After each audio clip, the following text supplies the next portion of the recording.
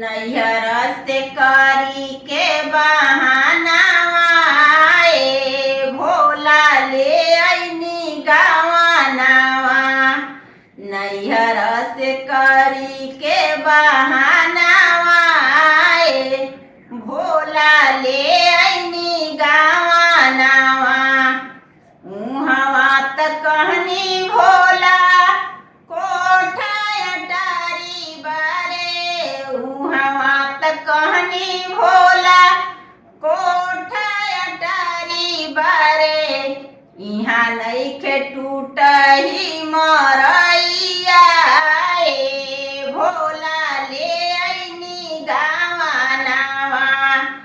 इहाँ नइखे टूटही मरैया ए भोला ले आईनी गावानावा।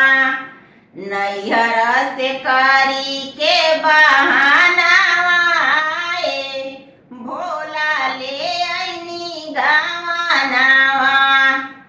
उहवा त कहनी भोला पूरी मिठाई बारे। उहवा त कहनी भोला पूरी मिठाई बारे। इहाँ नइखे भंगिया धतुरावा ए भोला ले आईनी गावानावा। इहाँ नइखे भंगिया धतुरावा ए भोला ले आईनी गावानावा। उहवा त कहनी भोला तो सकत पिया बारे। उहवा त कहनी भोला तो सकत किया बारे।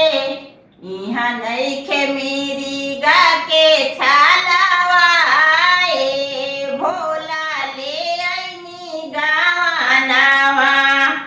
इहाँ नइखे मिरिगा के छालावा ए भोला ले आईनी गावानावा।